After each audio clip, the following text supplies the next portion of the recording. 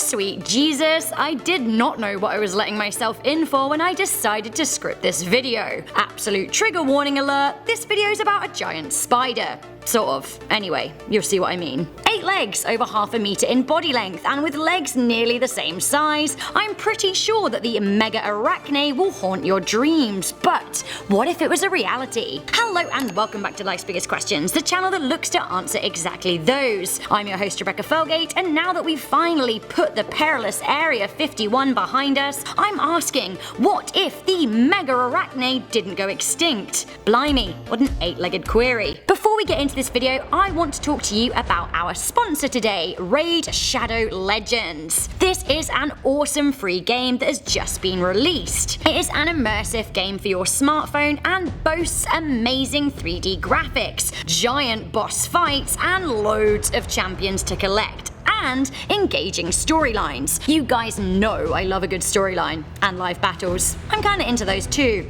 I'll kill ya. My favorite champion is Yaga the Insatiable because, hello, have you seen that club? And also, they're a dangerous poison specialist. I think that when it comes to scary spiders with scary venom, I feel like actually Yaga would know what to do. Look at all of these cool champions in the game that you can choose from. My favorite thing about the game is that it is so easy to level up my heroes. It allows me to be tactical and strategic, and it's actually really social. If you want to play the video for 20 minutes on your break or 3 hours when you get home, it is ready to go when you are. I absolutely love the game, and I am not the only one. Raid Shadow Legends has over 200,000 reviews and has a near perfect score in the Play Store. The game is growing super fast. If you want to join me, my clan, and other players in the game, then click on the link in the video description and get 50,000 silver and a free epic champion to start your journey. Also, for new players, you get rewards every day for the first 90 days in the game. Yes!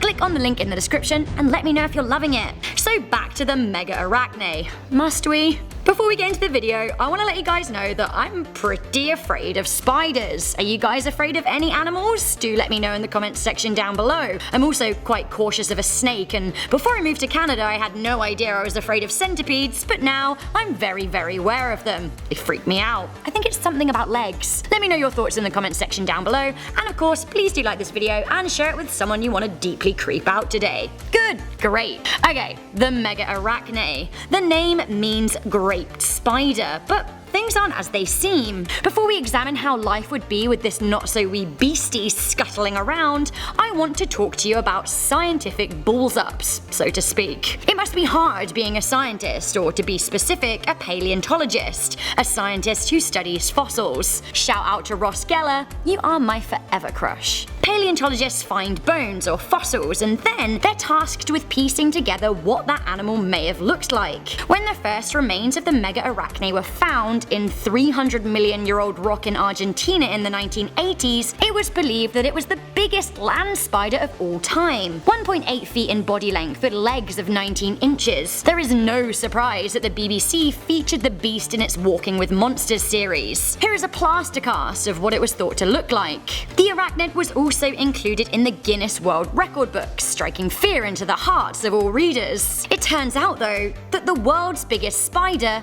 is not a spider at all. It's a sea scorpion. Potato though, am I right? It's still huge and leggy. Oh, and also now scorpion tail. Thanks nature. The University of Manchester identified the creature as an aquatic menace in 2005, claiming it was more crab than creepy crawly. But honestly, I'm still creeped out, whatever it is. The university resident arachnid expert Dr. Paul Selden outed the Megarachne's new identity. He said it has large claws and 2 big compound eyes, whereas spiders normally have 8 small eyes. It also appears to have a very robust body or shell with ridges across its back, which is not found in any spider known to man. I don't know about you, but anything in nature with a shell that isn't like a cute tortoise freaks me out. I don't like it. I don't like it. So now that we know that the beastie here is a sea scorpion, what else do we know? Well, it is as big as they said, and Dr. Selden believed that it lived in a swamp. Massive swamp scorpion.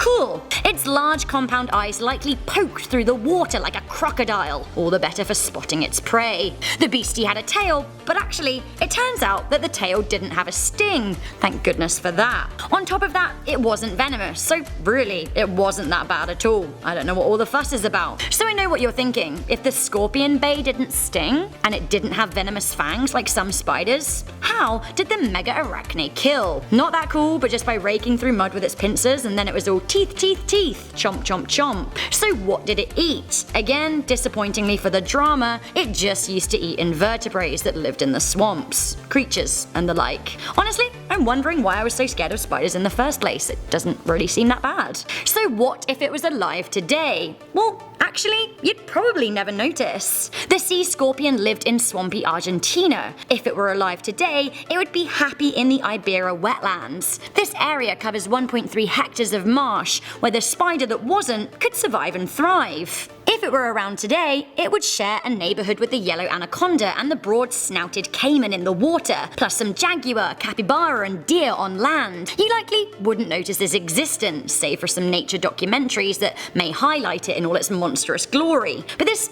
really isn't a monster that you need to worry about, it just looks kind of awful. So, you might be wondering, if the Megarachne was dethroned as the biggest spider to ever live on account of actually being a sea scorpion, then what took its crown? Friends, let me introduce you to the Goliath bird eater. Sure, it's not just big, it's, well, the biggest spider. It's a giant, hairy, and venomous spider native to South America. It has large, poisonous fangs and a modest leg span of 12 inches. It weighs up to 6 ounces, which makes it the heaviest spider in the world. Like its name suggests, it can eat birds, sure, but it mostly sticks to bats, snakes, and lizards. It hunts at night by pouncing on its prey and sinking its big teeth into their skin, paralyzing them with its venom, and then it gobbles them up. Sounds scary? Yes. And unlike the Megarachne, this spider is still very much alive. But again, don't worry. You're quite unlikely to see one. I'd be more worried about black widows and redbacks. They be small, but they be mighty.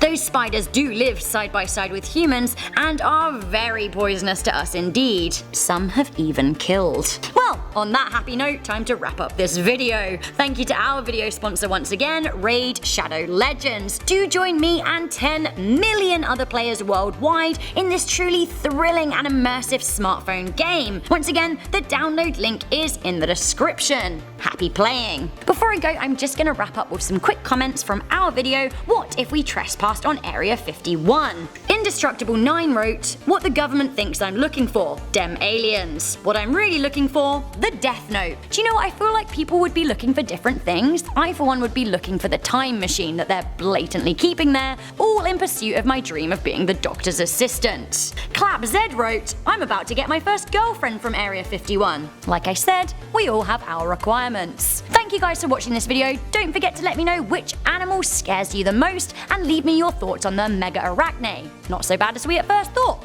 right? Leave a thumbs up on this video, share it with a friend, and if you have not yet clicked on that big, beautiful notification bell, now's your chance to do so. I'm your host, Rebecca Felgate. I'll catch you in the next video, but until then, please do stay curious, stay alert, and never ever stop questioning.